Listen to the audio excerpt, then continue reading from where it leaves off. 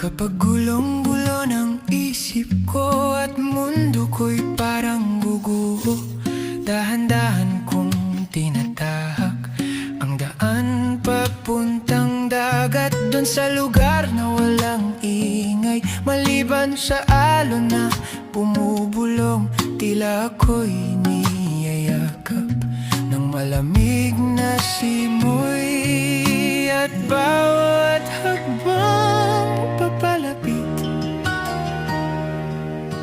parang unti-unting gumagaan ang dibdib. Sa tabing dagat ako umuwi, pagpagod at puno ng isip. Hinahayaan ko ang alon na maghari sa ingay na ayaw ko nang dalhin. Dito ako tunay na humihinga, dito ako natatahimik kapag ang mundo'y mabigat na sa balik, at sa tabing dagat ako lumalapit.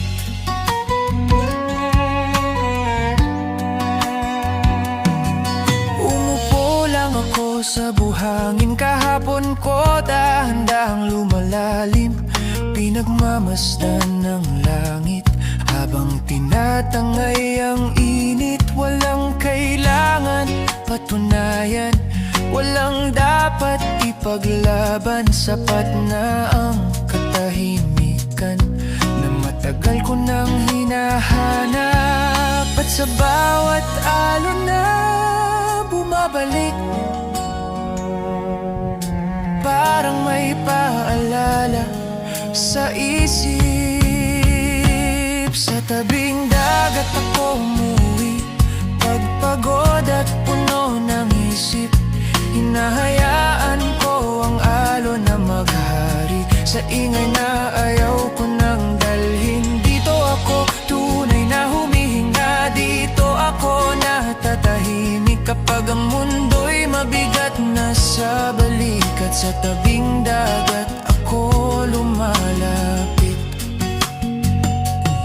Dito ko nadarama na kahit minsan ay pagod na, may lugar pa ring bubuhat sa lahat ng aking bigat. At pag muling haharapin ang buhay na may lambing at sakit, babalik at babalik sa dagat na aking pahinga.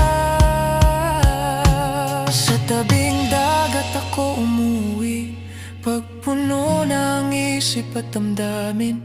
Hinahayaan ko ang alon na maghari at pakalmahin ang nalilitong isip.